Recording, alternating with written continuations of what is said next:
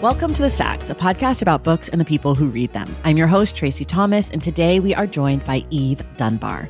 Eve is a professor of English at Rice University whose work and teaching focus on late 19th century and contemporary African-American literature and culture, with a particular emphasis on Black feminism, labor, segregation, and politics.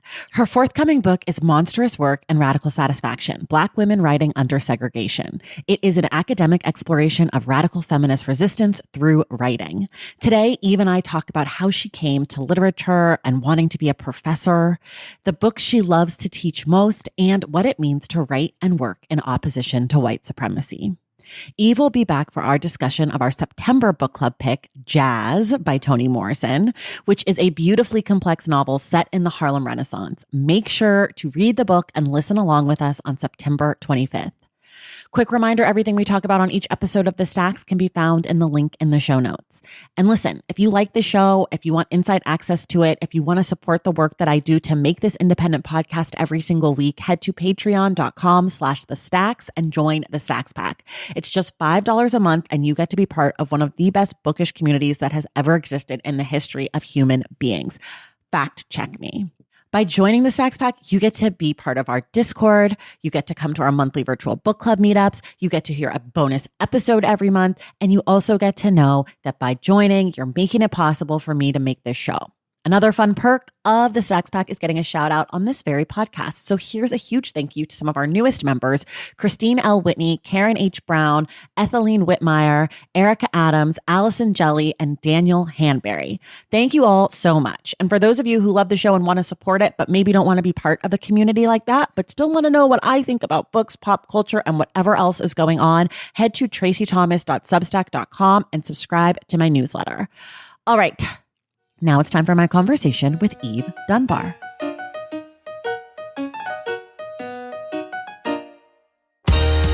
All right, everybody, I'm so excited. I am joined today by a professor and author. Her latest book, which comes out in November, is called Monstrous Work and Radical Satisfaction, Black Women Writing Under Segregation. I am joined today by Eve Dunbar. Eve, welcome to the Stacks. Thank you. Thank you, Tracy. I'm happy to be here. I'm so excited to have you. I have to tell you, I started your book. Oh, no. And was literally like, holy shit, Eve might be the smartest person alive right now. I was blown away by the book. It is so thoughtful. I have so many questions for you about like how you organize your thinking and how you think about reading, because as I was reading it, I was like, oh my God, she is like doing so much with every idea. And the book is so short. And I was just like, I was so impressed. So anyways, we're going to talk about how smart you are today. Okay, great. Yeah. I don't know how much criticism you read, but I don't know. I don't feel like extra smart, but I do love to read and think about Black women's lit. So okay, we'll get to how smart you are in the book. We're going to start sort of in a less intense intro, which is just, even though you told me you hate doing this, so sorry, but can you just tell folks a little bit about yourself, like where you're from, maybe like how you came to love reading, how you came to love literature? You know, I'm from all over the place in the Northeast. So I'm like born in New Hampshire, but spent a good bit of my childhood in Hartford, Connecticut. My mom died when I was really young. And so I kind of moved a bit after she died, lived with some family in Massachusetts, and then kind of went to high school, late middle school in a little tiny town in rural Pennsylvania. Wow. And I write about this in the intro to Monstrous Work, kind of why rural Pennsylvania, because my family's not from there. But one of the things that my grandparents would do, because they weren't from that town, is drop my brother and I off at the library Got it. for like childcare. Yes. So we would be in the library for like hours, some when they had things to do. And so I just got really comfortable being around books as care providers, if you will. Also, I had this really clear sense for myself that I wanted to go to college. And I thought that, and I can remember there was this little pamphlet in the lobby of the library that was like the 100 books you should read before college or something like that. And, cool. I made my way through. I remember reading or checking out like Shakespeare, Midsummer Night's Dream, and like not understanding any of it. But I was like, okay, so I'm working towards this thing. And so that's kind of the origin. But in terms of when I learned to love books, and this is like cliche, but also really true. I read Jane Eyre and like fell in love with that book, this Victorian novel, for no good reason other than I guess it was meant to be, as somebody who identifies as female, as a woman, or as a girl. Like that was a rite of passage for me. And so that's when I really like got into reading novels. And then I just went through all these Victorian novels, like Wuthering Heights, all of the ones that you would read as like a young girl. So, yeah. Did you, when you went to college, did you study English? Was that your major? I did. But even that, I'm first gen. My mom, my dad, my grandparents didn't go to college. So I didn't really have any models for like anything, which was great because then I didn't have any expectations. I went to school on a scholarship and I didn't feel compelled to like be a doctor. You know what I mean? Like nobody was like, you must go to medical school or you have to become an engineer. So when I applied to undergrad, I applied because I was taking an economics class in high school.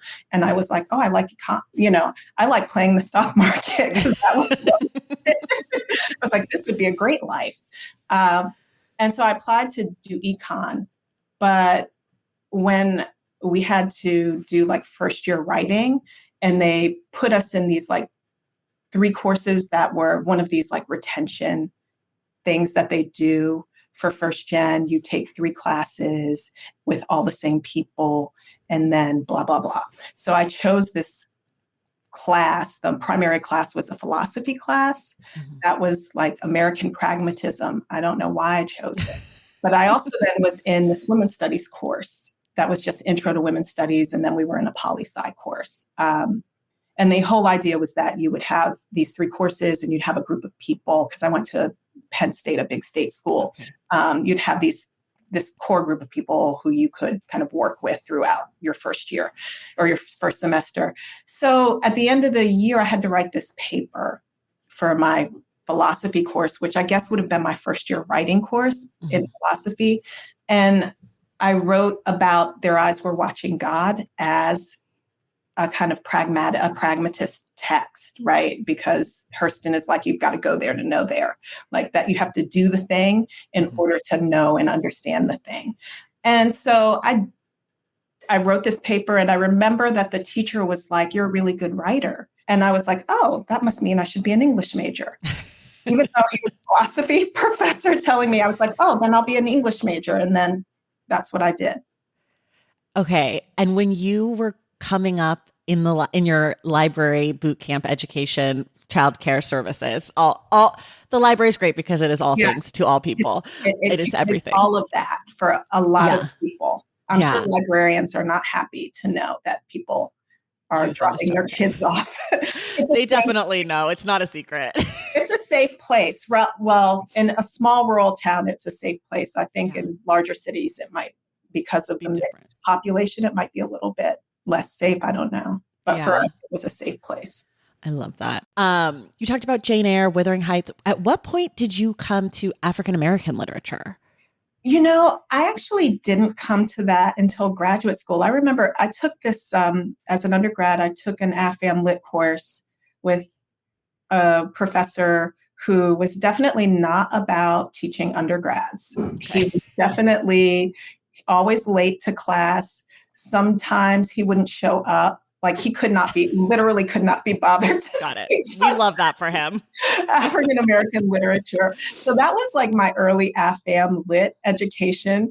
I then like went on to be a research assistant for him over the summer, and he was wonderful and kind of just really, his name was Bernard Bell. He really was completely clued in. Like, oddly enough, he had a Rolodex on his desk. He was interesting because he came to school probably after he had fought in the Korean War. Oh, And wow. so I think he was like a vet. He was a vet and then got his PhD. But anyway, he still had a Rolodex.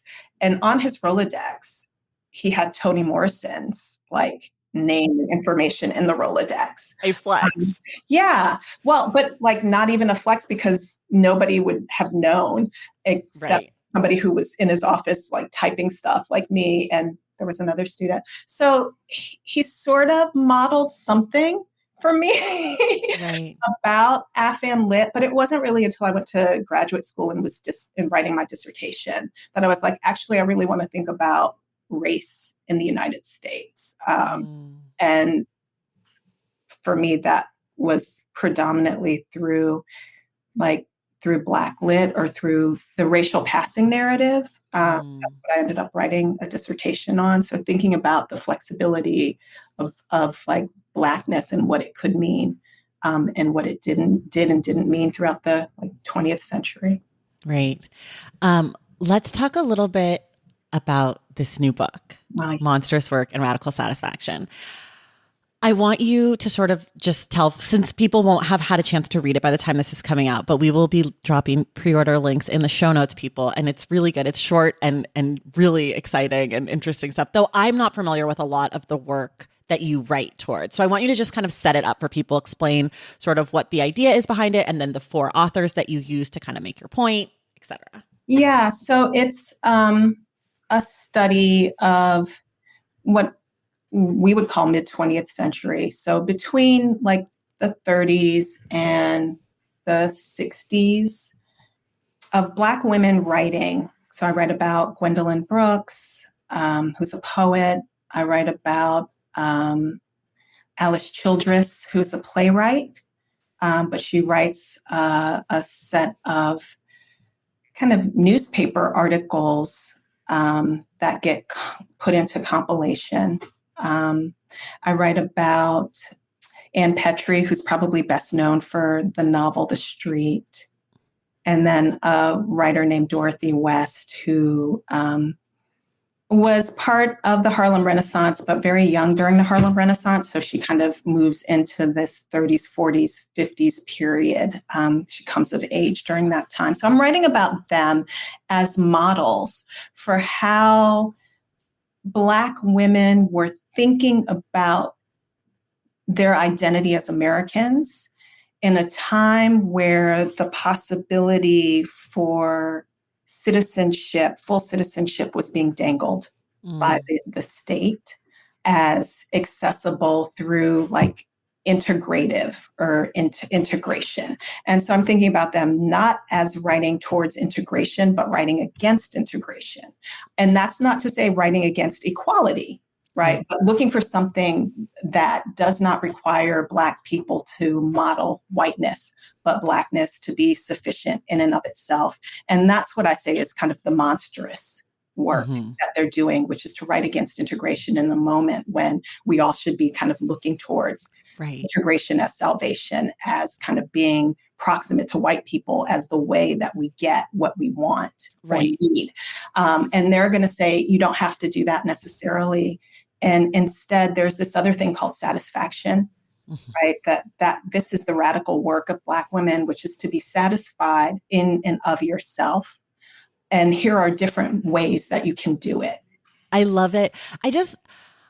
I think that like what you've kind of like distilled, even just through the title alone, which you obviously like unpack deeply in the book, but it's just a totally different way to say a thing that I feel like people say all the time, which is like, I don't want to, work within the confines of white supremacy, or like, I want to be seen outside of the white lens and all of this stuff. But like by reframing it as monstrous work and radical satisfaction, there's something so like juicy about those words. I don't know, like, I don't know how to say what it feels like, but I'm doing like a lot of shoulder wiggles and like grabbing with my fingers. Like it just feels like there's more to cling on to thinking about it as like work, as like monstrous work. It just feels so much more actionable. Yeah. And I think that for me, when I started writing the book, I just kind of finished up a stint like at my institution working in administration. And I think people who probably work in the corporate world probably feel this like, dang, I tried to tell these people like, you can't do this, but nobody listens to me. That's crazy. You know what I mean? Like, yeah, where your perspective is not valued or listened to. And like, I think you have language like, oh, that person sold out, right? There are ways of being in institutions. You can toe the line of the institution or you can go against the line of the institution. And so for me, I was thinking about, okay, what does it mean to go against the line of the institution? That feels really dangerous. There's a better paycheck if you toe the line. Like there's upward mobility if you do the thing that you're supposed to do in the ways that you're supposed to do it. And so I was really deep into thinking about that kind of like, what does that mean? How do you do your job when in theory, we're all supposed to be like, if you are a particular type of liberal, if you're kind of whatever you want to call yourself, anti-establishment, it's all discursive. But when you're actually doing it, right, it feels really dangerous, or it can feel like you're giving up a lot. And I think, and you are. And so I was really deep in that monstrous, like, what does it mean to go into, how have writers, and that's where I always go, how have like Black writers, have they talked about this feeling before? Have they talked about how you do it? How do you resist? And especially as a Black woman, how do you resist, right? Without the like support networks that many people have, the financial support networks, the political inclusion, the social standing, all of that stuff.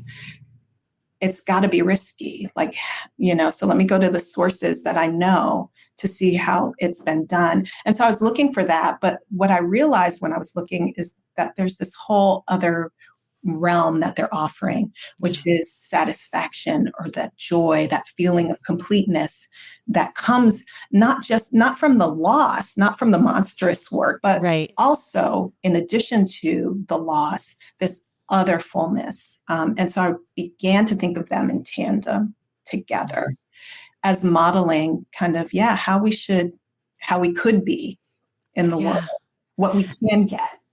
And like the looking back, like I was reading this book of the week of the Democratic Convention, right? So like looking back and then like looking ahead, or like even just being present in this moment and thinking about this, and also thinking about the ways that like Black women can be doing the monstrous work in one moment and then in the next moment totally be towing the line. I think this idea of like pushing up against white supremacy or like being outside of the white gaze is in our minds feels like a pure 100% of the time at your job in administration or whatever, you are always fighting against white supremacy. But the truth is it's never that. It's always like this one little moment of resistance or this one pet project. Like I'm going to go all in on this one little thing, but like I do have to toe the line here or there, or like it's not worth the fight. And I think like it's just so interesting to be thinking about the women who were doing this work in their writing in the 30s and 40s and 50s and 60s.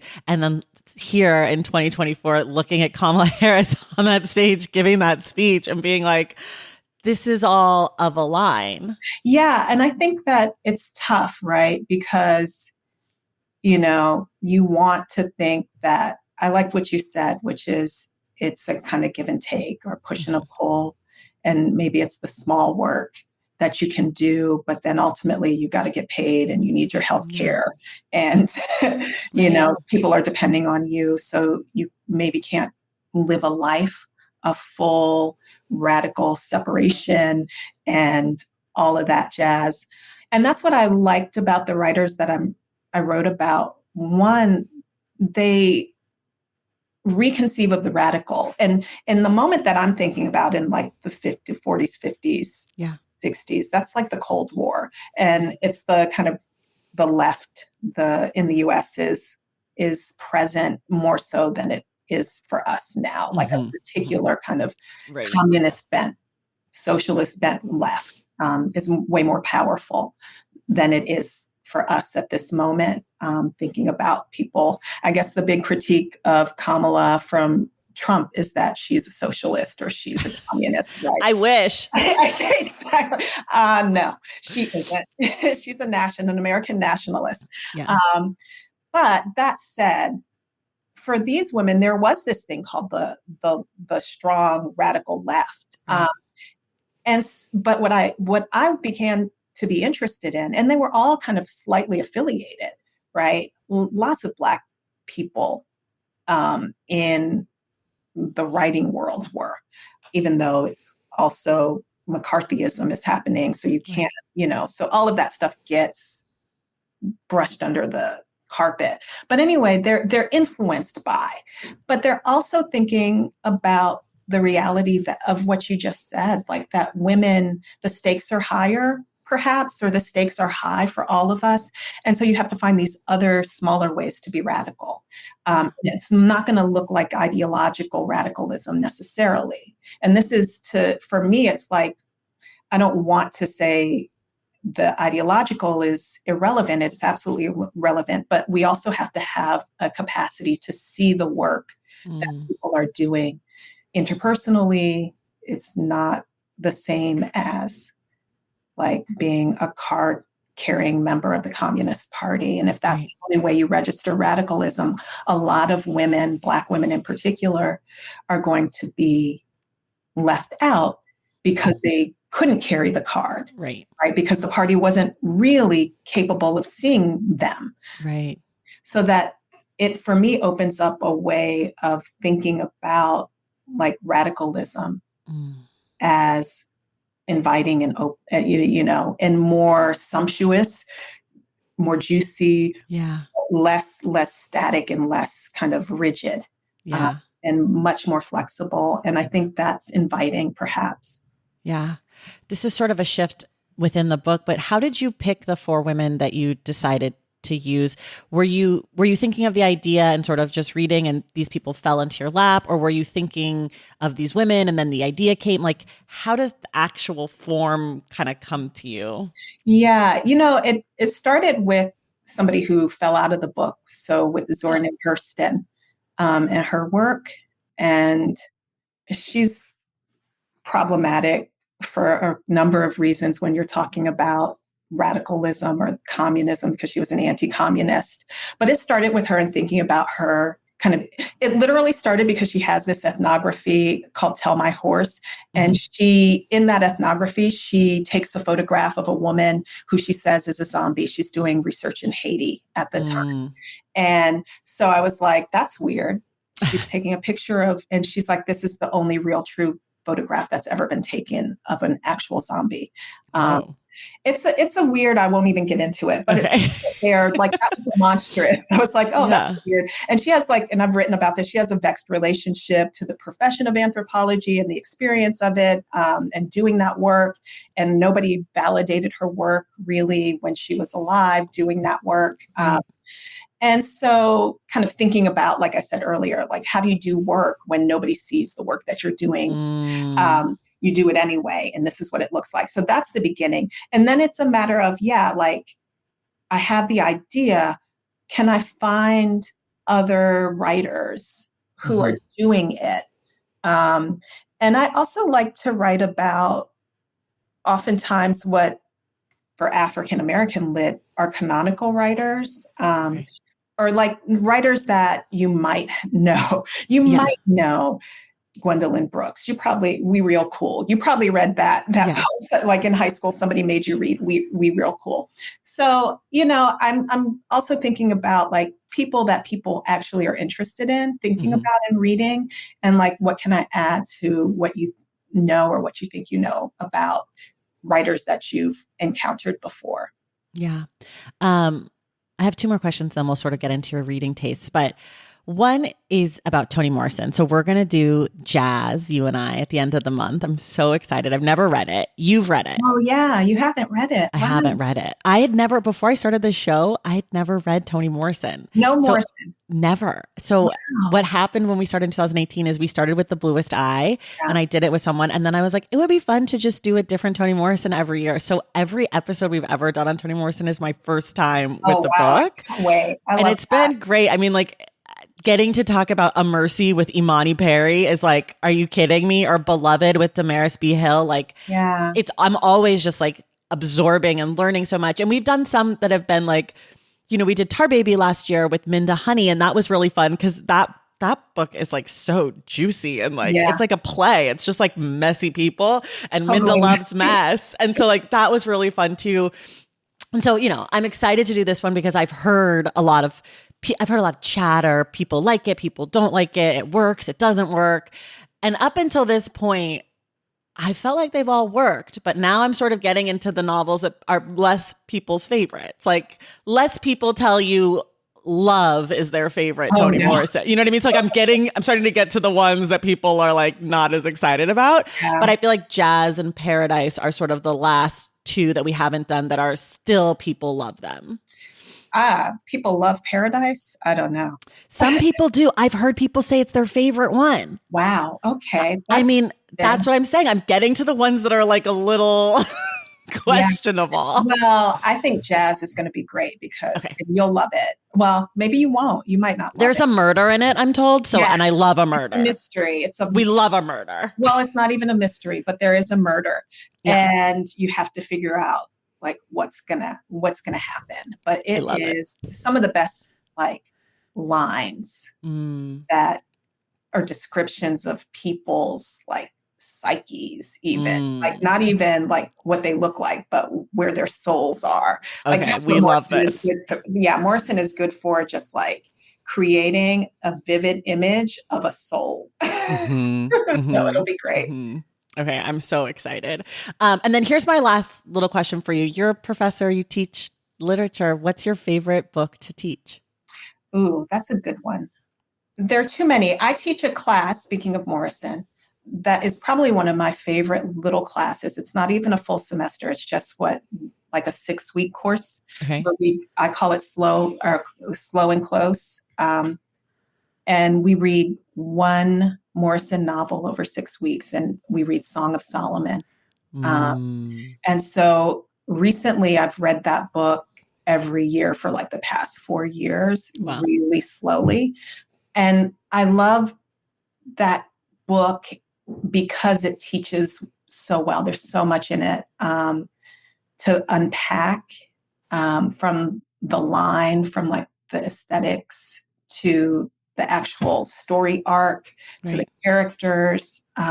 It's just really rich. So I like teaching that. In theory, I like teaching Huck Finn, Twain's Huck Finn, which I have not taught in a really long time. Okay. Love that book. Okay. Like in terms of like canonical American literature that I like. Huck Finn is like so bad, but also so smart and so good. And like what he's doing with Jim and Huck on the river together. Right. And then the way that Tom Sawyer comes in and ruins everything. Right. It's just like, it just is such a good book that I think, you know, lots of people used to read it, I think in like middle school, high school. Yeah. I don't know if they read it anymore. I think some people do. I never did. I've never read it. But I mean, it's got all the N-word like problems, and maybe that's why people stopped reading it. It's a problem. I heard they reissued it with a clean version. Yeah, I've heard they do that. And I've also heard, though, there's like teachers who teach it where they tell the students you can or cannot say it up to you. I'm like, what? See, I'm terrible because I teach Black Lit and the N-word is like all over. It's all in it. And it's to mixed classes, right? I'm like, we're not going to say it because I don't feel comfortable when people say it, when like white people say it. It's not a word that I necessarily use in my real life. I'm not opposed to people using it. Some of my best friends use it all the time. But, you know, that said, I feel like I don't think you can give people a choice. The choice. I'm like, you gotta be in charge if you're the teacher. Yeah, you're causing trouble. You're causing something. But anyway, Huck Finn is a book that, in theory, I would like to teach. But Morrison's Song is the book that I have taught a lot lately and love teaching. Have you read James yet? The new Percival Everett I haven't. book? I want to read that. It's so good. I would love to know what you think about it, especially knowing that you have feelings about Huck Finn. Because I've never read Huck Finn. I just read James and just was like, this book is brilliant. Like, it is a brilliant retelling because it stands fully on its own 2 feet. But I think I'm sure if you read it, it would. Yeah, maybe I'll read it before. Okay. Before we talk again? Yeah, okay. yeah. It's so good. I'm currently this year, especially like reading a lot of like canonical texts that I'd never read before. And I last night just finished The Handmaid's Tale, which I'd never read. And I think if I was a teacher, I would love to teach that book. Have you read, I didn't watch the series. I had watched the series, but I've totally forgotten most of it. As I was reading it, a lot of things I was like, oh yes, that is what the salvaging is or whatever. I think they like stray from the book. They do. Because they have like 4 seasons. I think I stopped after season 2. The first season seems pretty close to what I read, but I barely remember the show. I never watched the show because I was like, do you need a show about this book? This book is pretty clear. The book is pretty clear. Yeah. But I liked it. I was surprised by how much I liked it as a book.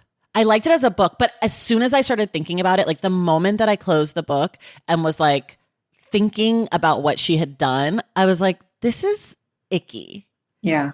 Like it is. What do you mean? Like she basically just took the experiences of Black and Indigenous women in America and were like, okay, white ladies, like, what if this happened to you? Yeah. And I wish that she had interrogated that more because it could have made the text richer. Yeah. And also, like, the version that I had this, like, forward where she talks about Soviet Germany, because that's where she was, I guess, for a little bit. She was in West Berlin. Yeah.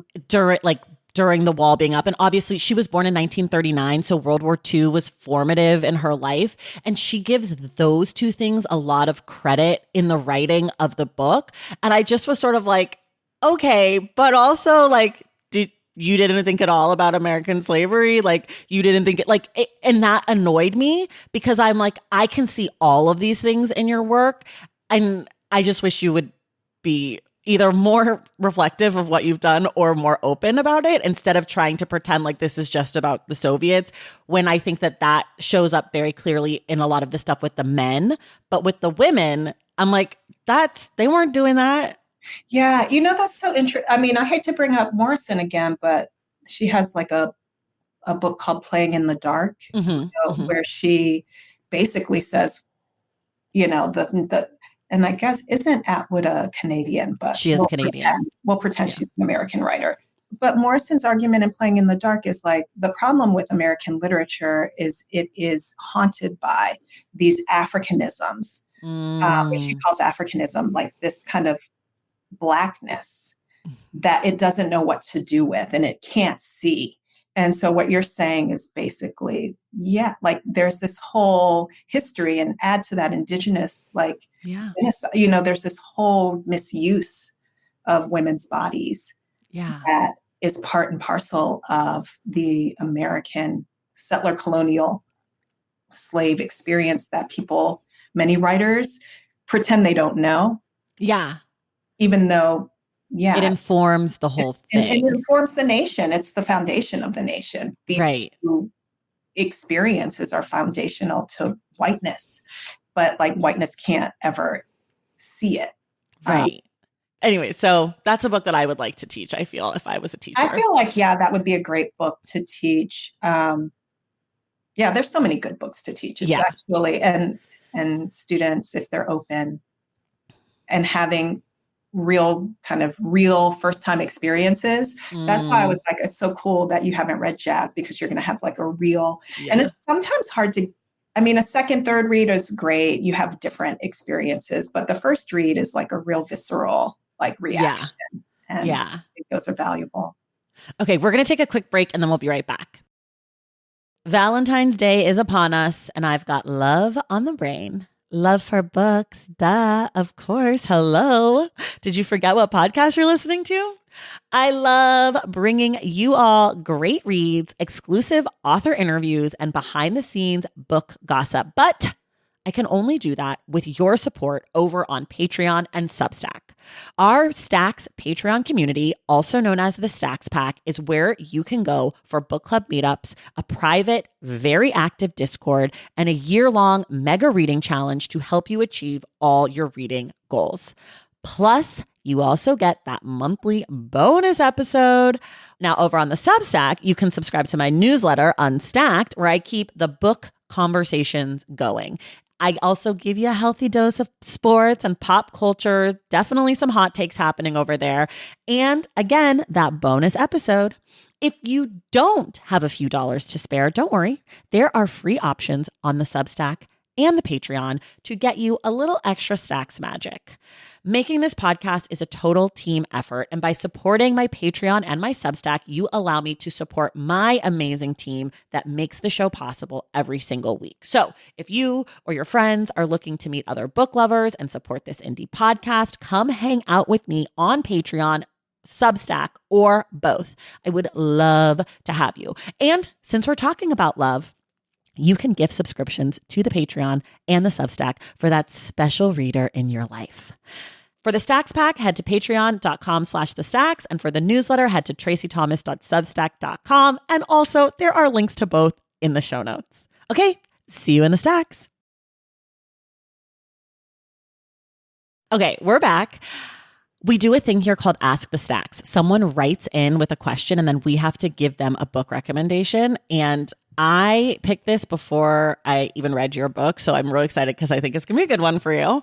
It comes from Megan, and Megan says, my mom is a fairly liberal white lady, but mostly reads mainstream fiction. Think Jojo Moyes and Frederick Bachman. She's expressed interest in wanting to diversify her reading.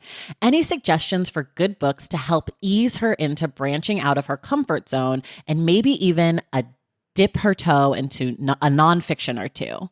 Thanks in advance. So I came up with 3. You can come up with anywhere between 1 and 3. Okay. I can go first if you want. Yeah, that would be great. Okay. So the first one I'm going to pick, because this is a book about moms and a book that I read with my mom, and I watched the movie with my mom. And I love this book, though I have not revisited it, and it might be a mess, but I think it's a great one, is The Joy Luck Club by Amy Tan.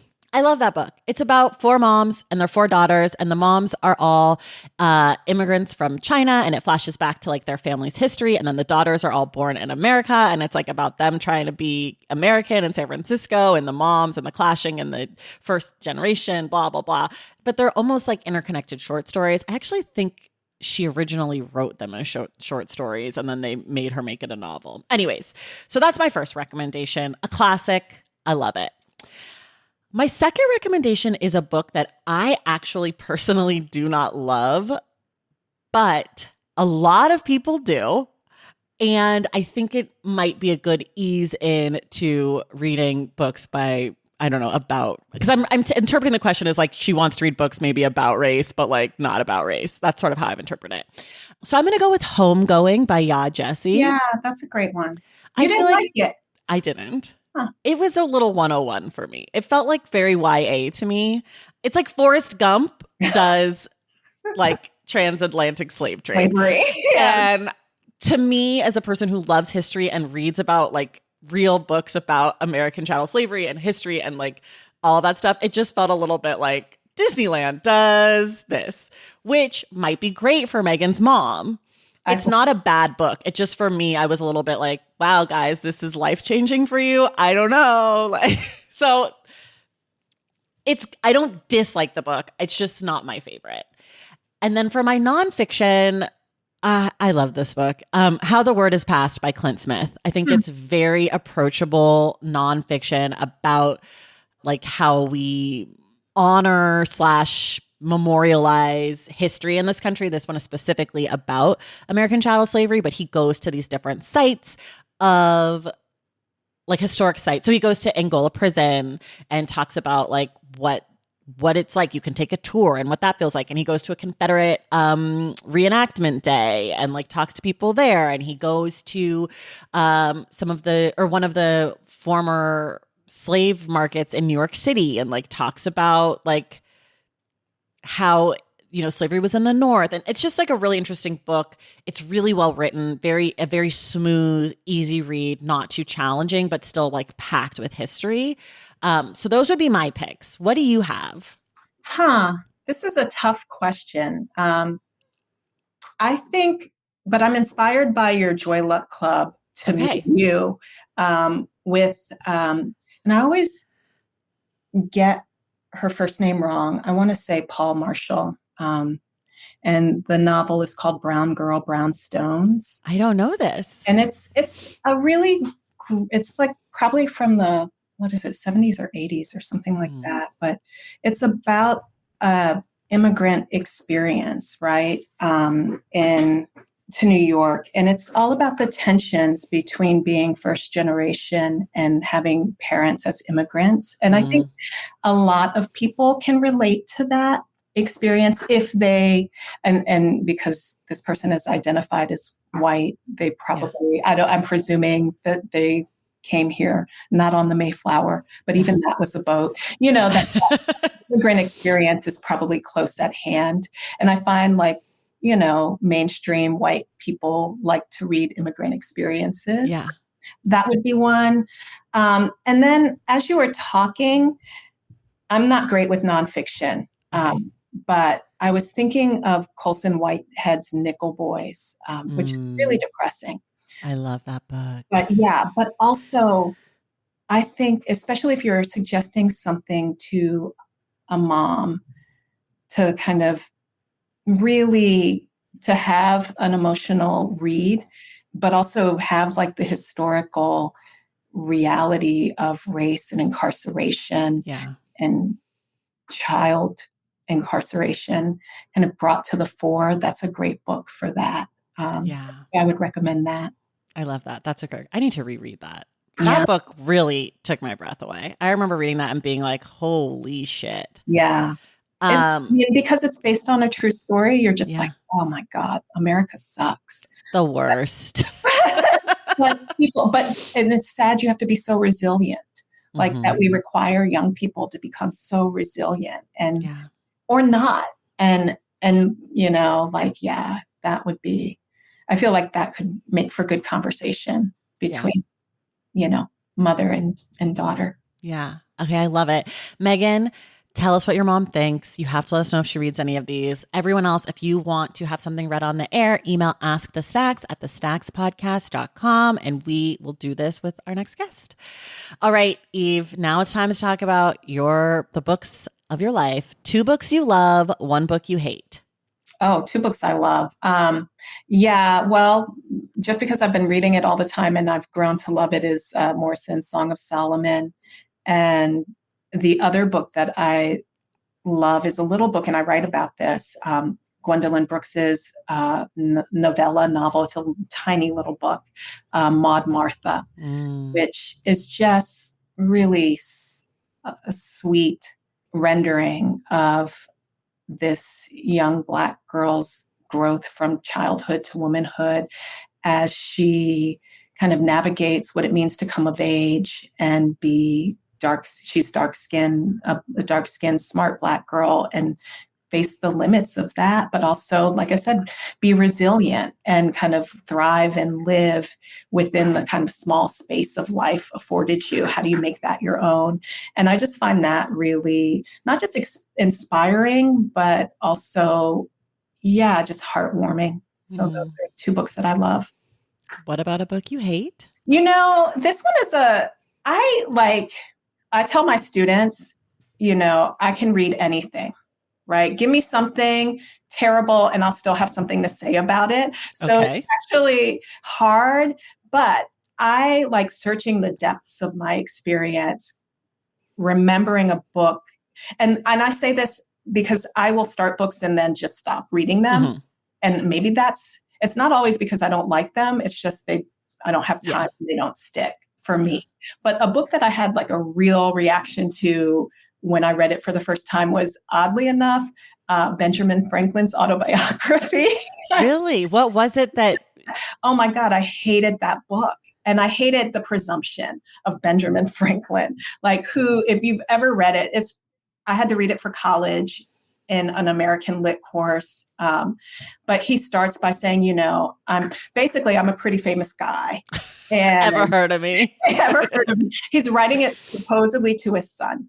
And he's like, and so, because I've had this great life, I feel like I have things to teach everybody and you about like how to live a great life. And, and this is how it starts. And I remember like being in class and just like my arm goes up as soon as the professor like opens conversation. And I'm basically like, he sucks. How dare he think that the only people who have worthy stories are successful white men, basically, or just the only thing that makes a story worthy is success, right? Mm-hmm. And, it's kind of an up from the bootstraps narrative, but the rationale of writing was so offensive to me. So I would say that's the kind of book I hate, where there's no kind of ability on the part of the writer to recognize other people's experiences and what makes other people's experiences, even if they lack like fiscal, political success, worthy of telling and us listening to, that really makes me want to vomit. I love this book as I hate. This is a good one. What's the last really great book you've read?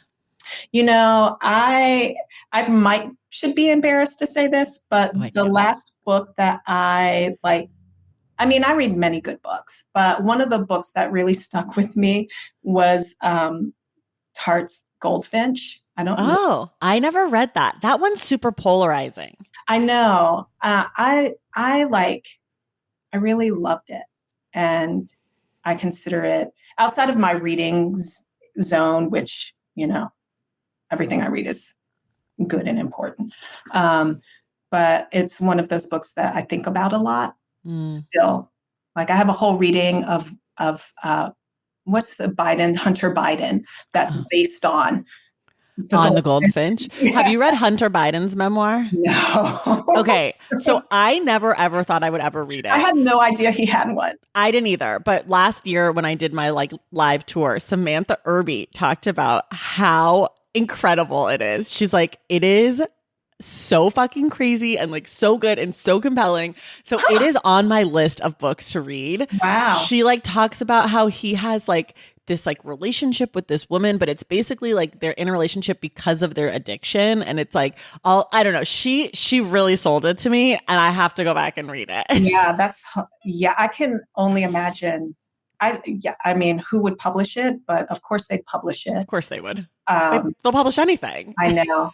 And so, that's wild. I had no idea. I'll have to I don't know if I can bring myself to read it. I'll read it and let you know if it's worth it for you. Yeah, but if you have a whole Hunter Biden theory, it might be enlightening to you because it might add so you can really grow your theory so that next time you're at a dinner party, you can really spin it out, Yeah, it'll be a good performance piece for you. That's what I like to do. I like to come up with theories and then read things to try to reinforce my theory so that when I'm out in public, I can have something to talk about. Make it work. Yeah.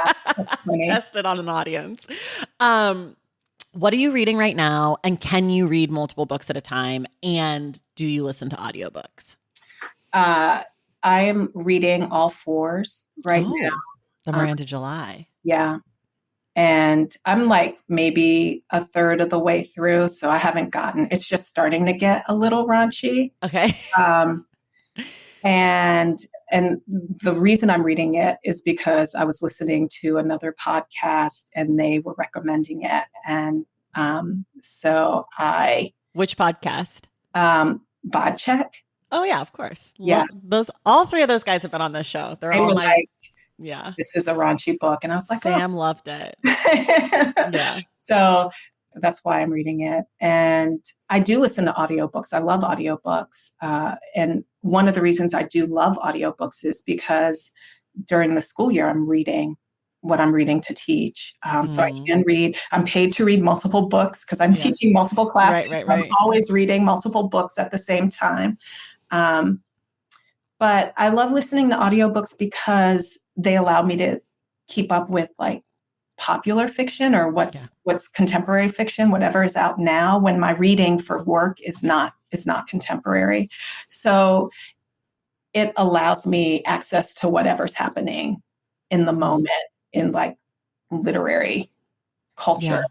Yeah. So I love them. And I don't know if you have this. Do you listen to audiobooks? I do. Yeah. Do you find like, because I grew up reading hard book covers, I kind of think spatially. Mm-hmm. Mm-hmm. And so I can remember, oh yeah, that happened in the first third Yes. of the book, or that happened in the middle, or that was on the left-hand side of the page, or that was on Yes. the right hand. So I can Yes. orient myself in a Yes. really physical way with a physical book. And I find like I have no idea where I am in a No clue. book. No idea.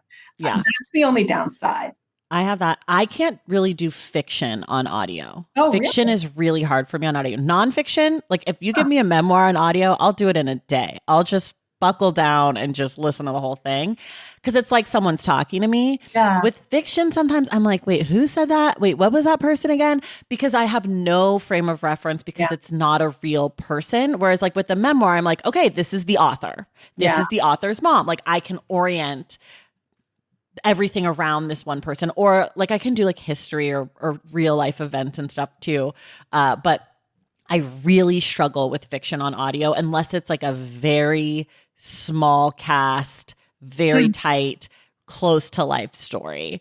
But I also have the thing where I'm pretty visual. And so having a book, like I can tell you exactly where on the page a thing Yeah. happened, or like, I don't even always use a bookmark. Sometimes I just remember like the page, like I'll just remember the page number and I'll just remember the paragraph. I would love to read a study or hear somebody talk about that Yeah. like what makes some people kind of relate to the physical copy of the book in that way. In And that way. everybody do that? I don't know. I don't know. I'm so curious. I hope people will tell me if you do this, people listening, DM me or whatever. Let me know. I'm very curious because Yeah. I've always done it, but I've never heard anyone else mention it. So I just thought I was weird. No, I'm like, for a minute when I was a kid, I was like, I must have a photographic memory. That's what I thought. Oh my gosh. Well, the reason I organize my books by color is because I used to not. And then when I started this job, I was getting so many books in and I couldn't remember authors' names or titles, but I could remember what a book looked like. So sometimes I'd be like, oh, the title's whatever. And then I'd be like, but I have no clue who writes it. Like, and it's just easy to be like, oh, but that book was hot pink. Like, I remember it was that hot pink book, or like, oh, it was that gray book. And it's easier for me to find things this way than it is alphabetically because I can't remember all these people. Well, I have a more chaotic book organization than yours because I do separate my books by like fiction or kind of creative and then critical. That's my big Okay. separator on my Okay. shelf. And then a loose alphabetical, but like not really because who can be bothered? Right. So it really is like, okay, I remember I put that on the top shelf or that's somewhere in the middle. And then I'm just Yes. looking. Color coding might be useful. Color works for me, but then people always treat me like they treat me like I'm illiterate. They're like, people are so mean to people who organize by color. I'm like, you know what? Fuck you. They're my books. I would never tell you to organize your like a public library by color. That's crazy. No, of course. But like, it's my I'm the house. only person referencing this library, Yes. then it works for me. But I have a chaotic method that's, like I said, really dependent on critical versus creative, and then that makes sense though. That makes a lot of sense. What's the last really good book someone recommended to you? The last really good book that I got recommended, I want to say all four because that's like the last book that, and I like, it's interesting to me. It wasn't recommended just to me. Right. But I would probably say, oddly, Homegoing was a book that a colleague of mine really liked and recommended, and I read and enjoyed. Okay. I think your critique is a good one though of that novel. Thank you. Nobody agrees with me or nobody ever compliments my critique. I think maybe I liked it because I thought I could teach this. This would be a good book to teach because of, it would be easily accessible and tied to historical, Yeah. Do you have a favorite bookstore? Yes, I really like Book People in Austin, mostly because that was when I was in graduate school, that was the bookstore. But the reality is I go to Barnes because I live in a small city and they don't have a indie. Yeah. What's the last book that made you laugh? Kwang's Yellow Face. I really liked that book a lot. You did? I was medium on it. I don't know what I was coming off of, but I was like, this is such interesting storytelling, right? In terms of writing from that perspective of a thief, really. Yeah. Thief. And like compelling you to kind of, I had to catch myself all the time and say, but wait a minute, she's done this terrible thing. Like I do want her to get caught. Or, like I don't want her to get, it was for me really interesting challenge for not just ethics, but like as a reader, like how to hold your narrator at a distance, like an unreliable narrator. And like when somebody can really capture a reader with an unreliable narrator, it's amazing. Yeah. I agree. Yeah. What about a last book that made you cry? I keep saying Song of Solomon, but the only thing that's funny about this is like I taught it maybe last fall, and I was in class and I started crying in class, which is like the worst.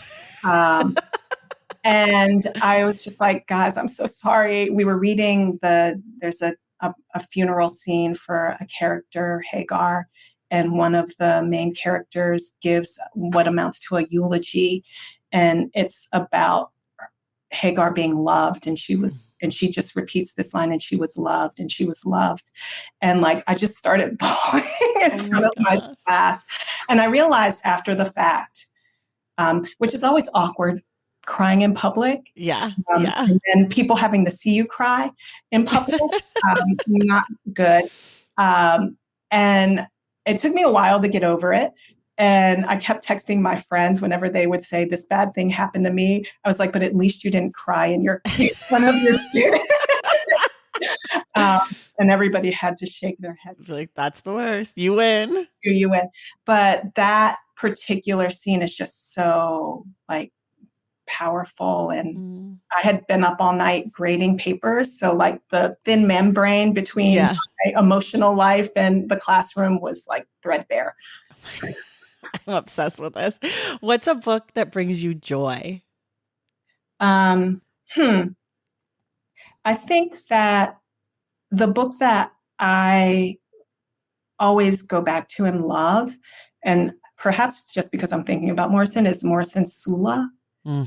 Which is, it's so sad, but it's also so wonderful about the possibility of friendship and, how do you come back around, and what's lost if you can't, and like what it means to be present for somebody in your life, and bound to them, so I just love that book.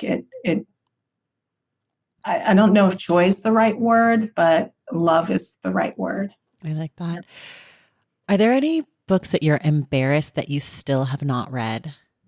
My whole life is based on trying to make sure I read the things that embarrass me. So the most recent one that I was embarrassed I had not read was Nabokov's Lolita, simply because like everybody's always making comments about Lolita. Oh, this is like Lolita. This is like Lolita. And so for a long time, I don't know why I never read it. I just never read it.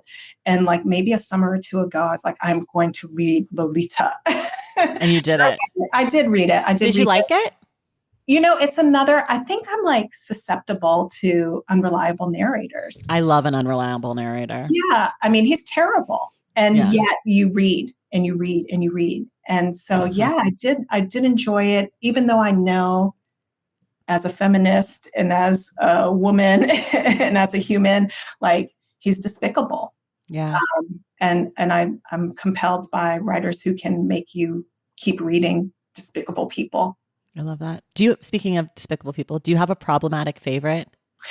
For me, in my subfield of literature, at some points in time, the problematic favorite is Richard Wright, who wrote Native Son. Mm-hmm. And I like him. I think that book is problematic. What he does to Black women is terrible, kind of. But I think he's capturing what America does to Black women. But what I like about that novel, up until the last book, the first two books are just so like, he understands plot driven. Yeah. Yeah. And so like that plot is moving and there's a murder and, yes. and love there's a murder. Case. Yeah. It's just got all the elements. Can I tell you that I was assigned that book and read that book in middle school? Ooh, why? Isn't that insane? Yeah. I didn't even realize I've never gone back to it, but I remember the first book. I remember part 1 being like, this is the greatest thing I've ever read in my entire life. Yeah. I don't remember parts 2 and 3 or whatever. So there's a chance I never finished. You might not. If you might have finished 2 because that's when he's on the lamb on the run. Oh, I definitely read that. Yeah. Okay. And then book part 3 like, I don't remember very like well. A wall. Okay. It's like running into a brick I vaguely wall. remember that. In my brain, it's 2 parts. The part I liked and then the end. But it's insane to have 7th graders read that book. That's inappropriate. Isn't that crazy? I know. I was just telling a friend the other day, I was like, I'm pretty sure we read this in middle school. I remember it being middle school because I was at a different school than I was in high school. And I remember reading it on that campus. That's crazy. Right. It's like a murder. Really crazy. Yeah. Double murder. Yeah. Yeah, that's a lot. I mean, I feel that way about Morrison's Beloved. I have students who have read were assigned Morrison's Beloved in high school. Yeah. And I just feel like unless you have somebody, and some of them have they're like, we had a great teacher and we read it over like a term or whatever, like fine. But I don't know if you assign. I couldn't read it as an adult. I don't know that I'll ever be able to do it. Like, I mean, like, I just don't know that I'm smart enough for it. It just was like, it's a lot. It's not smart, but it's a lot. And I just don't know how you give teenagers that book. There's so many books like that though. Especially for that one, because it's like, I think it's probably really hard for teenagers to relate to Setha at all. Yeah. Like, it's like, you're not a mom. You've never been enslaved. Like, you've never had to make those kinds of choices. Yeah, that's true. And I just think that like sometimes for young people, it's nice to have a point of entry. Like, there's just no point of entry to that book for a lot of young people, I would assume. I read it before I was a mom and I really struggled with it. Like, I think that, and not that you couldn't read it if you're not a mom, certainly, but like, I just think having had some life experience probably helps with that book. I agree. I read it, I think I was assigned it in college and I remember hating it. Like I thought Morrison was showy because I read that, but I had a terrible teacher of that novel. Yeah. And I think it requires like real teaching. And I think all of Morrison's work requires real life. Yeah. But I think some of them are easy. Like Sula is a much easier entry point for young people. We've all like experienced and probably the most intense friendships you have are when you're at that age. Exactly. Or like The Bluest Eye, there's an entry point for that for young people. I think Beloved feels like a reach for a 15-year-old or an 18-year-old even. Like, it's just like, how? Yeah, I had no capacity for it and then had to go back after, like, I don't even know, not living. I read it before kids too, but not living.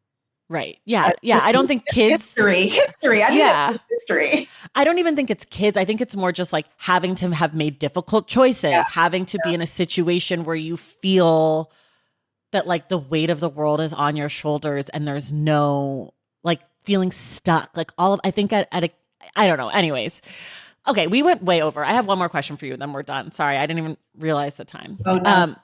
Okay, I stole this from the New York Times by the book, but if you could require the current president of the United States to read one book, what would it be? Ugh. The current Yeah, president, Joe. Joe. I think that I would probably, I would like to see Joe Biden read, and I'd like to talk to him about Their Eyes Were Watching God.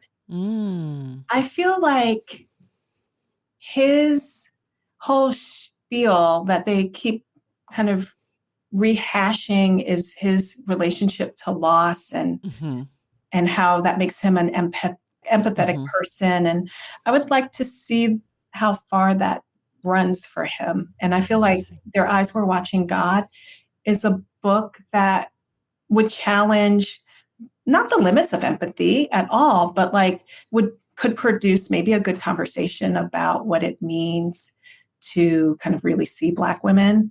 I feel like, especially now with Kamala taking the reins, all of the discourses about like how he has been this bookend, this president who ushered in Barack Obama and brought us Kamala. And so there's like this real like discursive push to see him as this great white savior. Great white, like ushering the nation into their race era. And so I'm like, okay, let's see how that looks. Like, what would you do with a book that's about like not even about white people at all, but about Black people falling in love and out of love? Like, what do you have to say? What are the limits of your empathy? How do you relate? Oh my God. Okay. This is a brilliant idea. We will record this for the Stacks, you and Joe, and we will release it as a bonus episode. If you can book it, I would love to. Okay. If I can book, he's going to be retired very soon. True. That's true. So he's got to, maybe in February, he'll want to take a break. Maybe come spring, we'll be able to put this out. That would be hilarious. I would love it.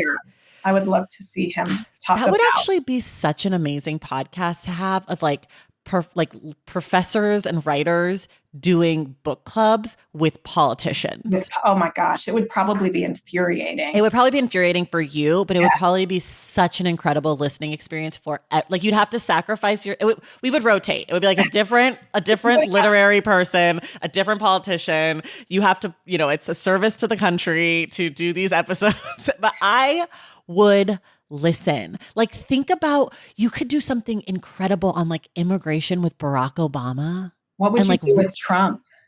What would you have Trump read? So what's interesting about this podcast is I've been doing it since the Trump presidency. And so early people all the way through 2020 into 2021, they were recommending books for Trump.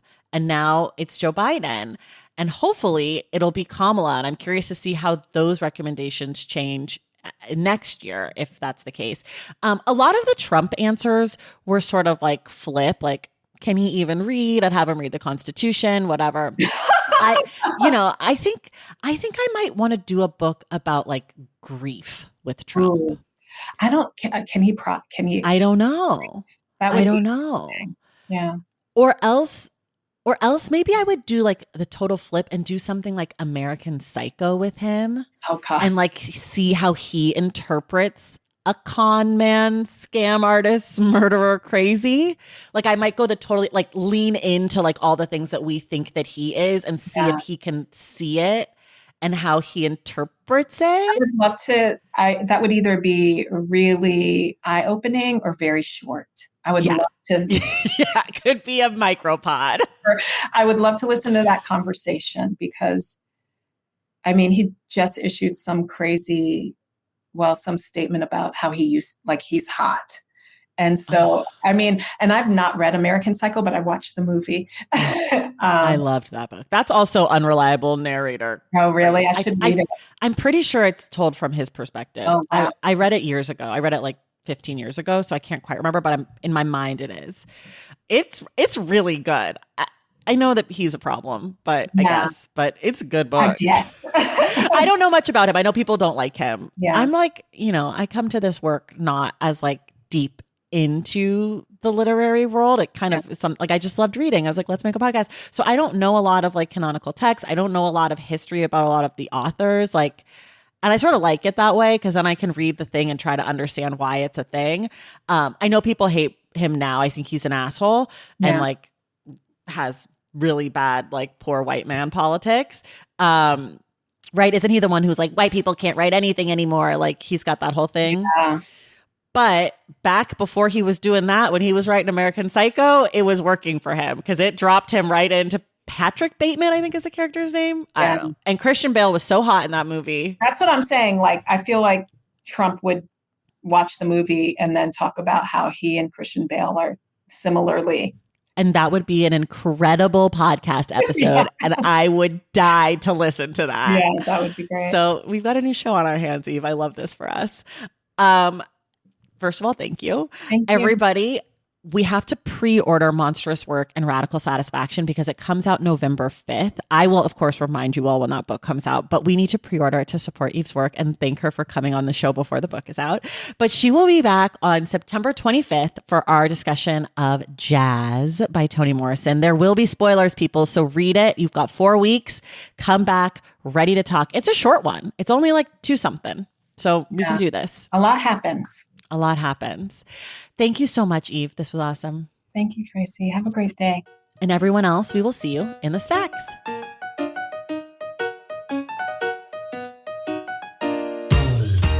All right, y'all, that does it for us today. Thank you so much for listening. And thank you again to Eve Dunbar for being our guest. I'd also like to say a huge thank you to friend of the show, Kiese Lehman, for helping to make this conversation possible. Don't forget to listen on September 25th when Eve Dunbar returns to discuss our September book club pick, Jazz by Toni Morrison. If you love the show and want inside access to it, head to patreon.com/thestacks and join the Stacks Pack.